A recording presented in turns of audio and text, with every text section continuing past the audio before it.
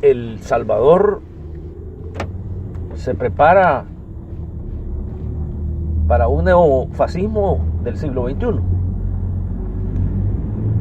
Hablábamos y discutíamos antes de entrar al aire y me decías que si se sigue el ejemplo colombiano. Y es que el ejemplo colombiano es el modelo. El modelo para los países del Triángulo del Norte: Guatemala, Honduras y El Salvador. Un modelo diseñado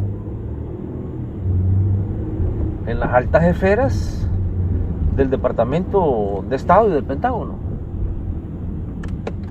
y administrado por las respectivas embajadas. Ya ves que partimos de los hechos. En Colombia no fue a votar la gente. Votó una minoría. Las fuerzas que salieron victoriosas, entre comillas, al estilo salvadoreño también, de victoriosos, la ultraderecha nazi, fascista, es el mismo modelo. Álvaro Uribe fue el ganador. Álvaro Uribe es como el Dawison, Roberto Dawison de El Salvador. Álvaro Uribe es el referente de la Agencia Central de Inteligencia, de los servicios de inteligencia, de la Dirección Nacional de Inteligencia de Estados Unidos de América. No solo en Colombia, Álvaro Uribe es el referente en América Latina. Es como los documentos que se han publicado hoy, que ya están desclasificados, en donde te dice textualmente que todos los presidentes que querían llegar a ser presidentes en México, por ejemplo, tenían que ser agentes de los servicios de inteligencia de Estados Unidos. Y esto no tiene nada que ver con absolutamente nada, sino que son regiones, son espacios geográficos que están bajo el control absoluto de los respectivos aparatos de inteligencia de Estados Unidos, precisamente para defender lo poco que les queda. Una de las regiones que ellos consideran propias de ellos, a tal grado que los países del Triángulo del Norte se les llama todavía en algunos círculos diplomáticos y militares de Estados Unidos como los territorios de las Banana Plantation. Eso no es nada nuevo. Por eso ves que todos los planes que vienen de la Embajada de Estados Unidos, el 90% de todos los recursos van hacia lo militar. Aquí es donde para muchos había hasta confusión del por qué un partido como el Frente Farabundo Martí para la Liberación Nacional, que combatió, entre comillas, al imperialismo yanqui durante los 80s, viene y le cumple absolutamente todo a la Embajada de Estados Unidos. Ayuda a entregar gran parte del país al aparato militar de Estados Unidos. Eso es el FMLN. Pero antes del FMLN hay que poner PC, porque ya entenderás por qué lo del título. Acuérdate que en El Salvador lo que hay es son clicas, como lo decía uno de nuestros colegas aquí en Honduras. Decía, los presidentes de este triángulo son los mayores organizadores de las maras. Y hablaba de maras de cuello blanco y maras sin cuello. Los callejeros, esos niños, porque son jóvenes todos, esos te matan por $5. Pero los de cuello blanco te matan por 5 millones, que son los que tienen endeudados a los 3 países. Fíjate qué interesante que si observas el presupuesto nacional de los 3 países, hablando de El Salvador, de Guatemala y de Honduras, en estos momentos, ahorita, aquí están los presupuestos. Puedes ver que los 3 países están pagando más en concepto de deuda externa que utilizando esos porcentajes para educación y salud. Salud, me decía un personaje de acá de las afueras de Guatemala: nosotros no hemos visto un hospital en años. Los doctores son cosas extrañas aquí en nuestra tierra. Como usted puede ver, nos mostraban ahí un saco lleno de muchas hojas, de hierbas y todo, que es a lo que tienen que recurrir.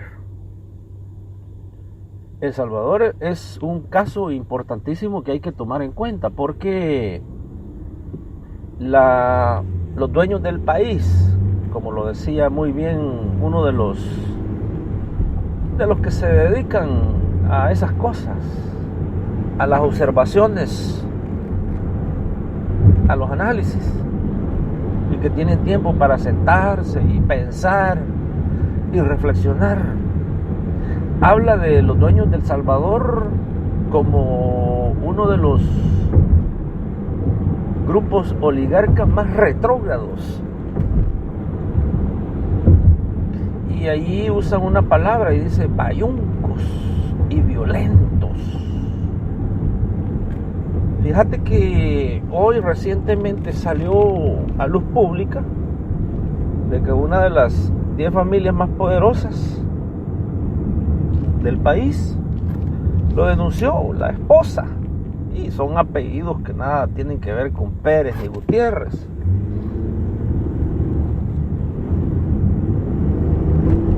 La esposa es la señora Batarcé y el esposo es el señor Crieta Ávila, que tienen el monopolio del transporte aéreo y terrestre, entre otros monopolios. Están trabajando con Carlos Slim y tienen monopolio también en la industria de los celulares, de las telecomunicaciones. Son reyes, son imperios. Resulta que este señor Crieté casi mata a la esposa, y solo porque había unos amigos esto salió al público. Y resulta de que dice la esposa que el señor Crieté con los señores Prieto, con los García, con los Batarcé, con los Meizón, con los Dueñas, consumen drogas todos los días, con químicos, con heroína, y el señor fiscal, la fiscalía, los jueces nunca llegan por esos lugares. ¿Por qué? Porque el modelo militar que les ha impuesto la embajada no les permite golpear a los poderosos, porque los poderosos son los que le han entregado el país al aparato militar estadounidense, y a cambio de eso el aparato militar estadounidense los protege. Porque acuérdate que estas familias poderosas podrán tener una gran cantidad de capital, pero cuando el pueblo estaba unido, acuérdate que hubo algo que se le llamó la ofensiva de 1989. que fueron 2 semanas que pusieron a temblar a los más poderosos de El Salvador, a tal grado que muchas de las familias tuvieron que huir para Miami, para España, para Italia, para Alemania, por esos días. Lloraban, dicen algunos, inclusive el entonces presidente de aquel momento, el señor Alfredo Cristiani, no podía ni pararse del miedo, temblaba. Entonces no son nada ante el pueblo. Precisamente por eso es que ahora lo combaten por todos los frentes. Entonces el fascismo está en estos momentos planificando, como ya lo mencionábamos anteriormente, y aquí lo estamos detallando, están planificando el asesinato político a través de varias vías, incluyendo la judicialización, la criminalización al señor Nayib Bukele, potencial candidato para las presidenciales en febrero del 2019, quien ha dicho que va a romper con todos los privilegios de los corruptos, saqueadores y parásitos que son estas familias más poderosas del país. Entonces, ante eso, la ultraderecha, como se le califica a Arena, y la derecha, como se le califica al Partido Comunista FMLN, han decidido no permitir que Nayib Bukele, con su movimiento o con su partido, que tiene más del 70% de los votantes a su favor, que no se meta en el campo político. Y ya empezaron a bloquearle muchas avenidas, y ahora inclusive tiene ya un juicio, y se dice que se le van a abrir más juicios para que quede descalificado, y esto lo quieren hacer, entre comillas, a través de vías legales. Y ya decía alguno de ellos en sus conversaciones que a como dé lugar tienen que dejarlo fuera del ring, porque una vez adentro del ring ellos saben que va a noquear a cualquiera, tiene todo. Entonces, bajo ese contexto es que estamos aquí haciendo algunas aclaraciones, y es comparable, fíjate que es comparable con el caso Colombia, en donde de igual manera, a como dé lugar, el uribismo tiene que triunfar, el uribismo que representa a los escuadrones de la muerte de Colombia, el uribismo que representa a la oligarquía de igual manera recalcitrante, bayunca, violenta.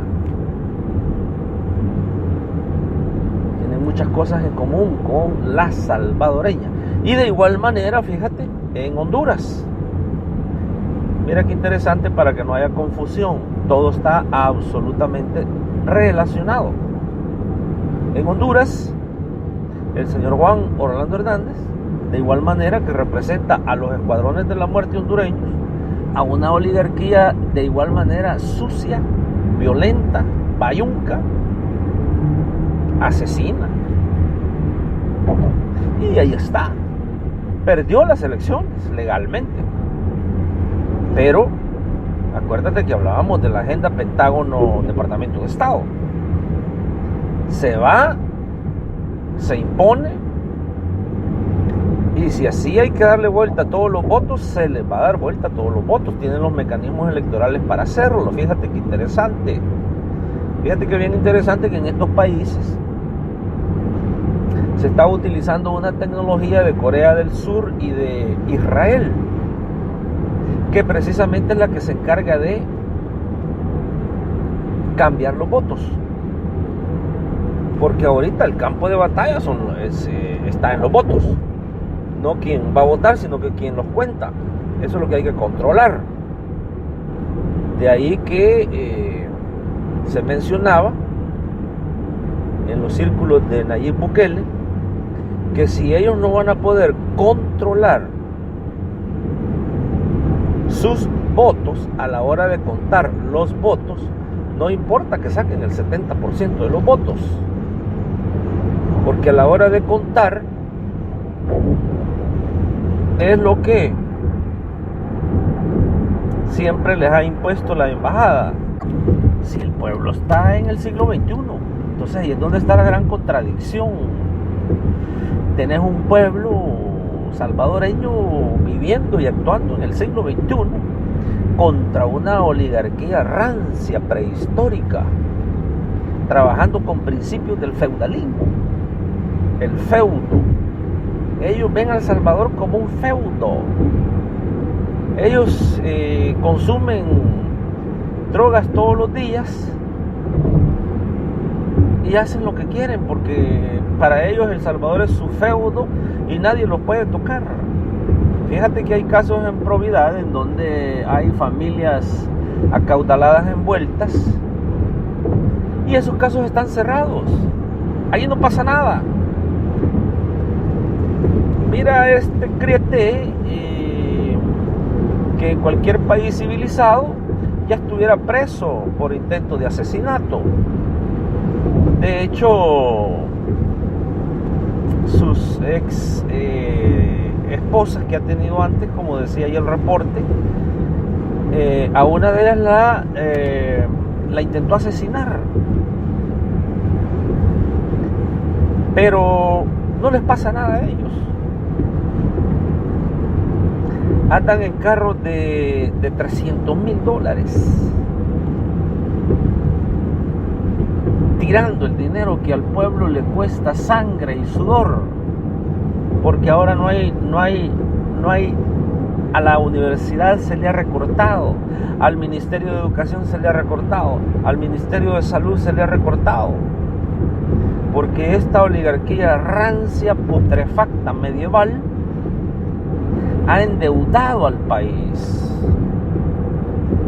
Lo ha endeudado a tal grado de que ahora el Fondo Monetario Internacional y el Banco Mundial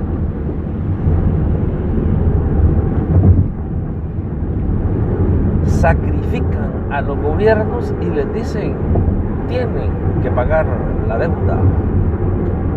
Y eso implica dejar sin escuela, dejar sin salud, dejar sin alimentación y sin vivienda a millones de salvadoreños. Mientras la oligarquía recalcitrante, putrefacta, bayunca y violenta se gasta todo este dinero que se presta en la banca internacional. Y muchos de los bancos que le están prestando al pueblo son bancos en donde ellos mismos tienen acciones. Sí, estas familias. Fíjate que ahí tenés al grupo de los Poma, los Robles, al de la Constancia, Murray Mesa. Todo esto es putrefacto, es veneno. Es el cáncer. Este es el verdadero cáncer y el verdadero SIDA que está terminando al país, al que Nayib Bukele ha mencionado ya algunas medidas que va a tomar, que no son ni tan radicales, pero que ya los puso a temblar, y que precisamente por eso lo van a eliminar, y lo tienen que eliminar en los próximos 2 meses, los próximos 60, 90 días. Y la eliminación puede tener diferentes modalidades. Pero de fondo lo que no quieren es que entre Nayib Bukele para presidente en el 2019. De ahí el título. De ahí el título.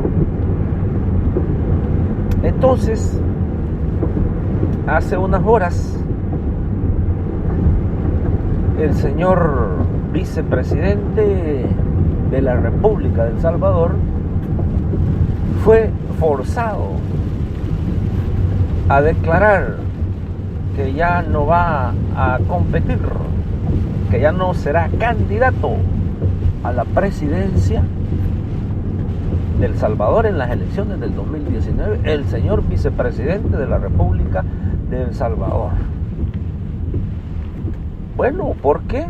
La pregunta tuya de por qué es precisamente porque el señor vicepresidente no es parte de la élite de ese movimiento de derecha del Partido Comunista. Y entonces, lejos de pelear y de dignificarse, decidió decirle, bueno, está bien, no voy a participar, pero obviamente a cambio de que por un año lo hagan presidente, porque en estos meses que quedan él va a ser el presidente de facto, pero en el papel sigue siendo el señor que les decíamos nosotros que ni cuenta se había dado que su partido político había perdido las elecciones hoy del 4 de marzo. Al día siguiente le quitaron unos medicamentos que él tiene que tomar y despertó. Y por ahí le llegó el mensaje de que habían perdido las elecciones. Y todavía les dijo, ¿y cuáles elecciones? Mira cómo está esta situación. Mira que lo del vicepresidente entonces es obligado, es forzado por el sector del FMLN que se llama Partido Comunista, que son los que dirigen hoy el partido en el gobierno o el gobierno en el partido. Entonces el vicepresidente está afuera y entendemos por algunos reportes que inclusive lo forzaron a estampar su firma de que no intentará en ningún momento hacer algún movimiento que vaya en contra de lo que el Partido Comunista decida. Que el Partido Comunista está buscando ya a una de las figuras que ellos ya tienen en la lista y que obviamente va a ser similar a un movimiento que hicieron allí en el Ministerio de Hacienda, en donde quitaron al señor ministro que tenía ya años de servirle a la oligarquía recalcitrante, corrupta del país, y lo mandaron el cheque no le va a faltar, obviamente, entonces lo van a poner de asesor o de embajador, cualquier otra posición en donde probablemente de vacaciones se vaya con todo pagado. Y mientras tanto le ponen a un delfín, le ponen a un estudiante, le ponen a una oveja, que es el estilo de gobernar de los partidos comunistas. en donde escogen a sus figuras que nunca van a cuestionar lo que les digan, lo que les ordenen. Ese movimiento que hicieron en el Ministerio de Hacienda lo están planificando ahorita para la presidencia del 2019. Ya hay algunos nombres. Y el pueblo salvadoreño en ningún momento va a estar sorprendido. Entonces, mira, ya veo que nos ha llegado la conclusión de esto. Pero pongámosle parte 1 y lo vamos a continuar en la medida de que vayan evolucionando las situaciones, pero obviamente de fondo no cambia nada. De fondo es lo que les hemos estado informando. Y a todos ustedes que están compartiendo la Radio Revolución, acuérdense que a la verdad nadie la va a detener. Y los que tienen acceso a la verdad siempre van a tener inclusive un estilo de vida mejor que el ignorante. Siempre van a sufrir de menos depresión, van a tener menos estrés. Los que tienen acceso a la verdad. Y esos que escuchan la Radio Revolución, tenemos aquí un reporte, mira, tienen su proyección de vida más grande, más larga, de más años que los que no tienen acceso a Radio Revolución. Mira qué interesante esto. Radio Revolución, amigos y amigas.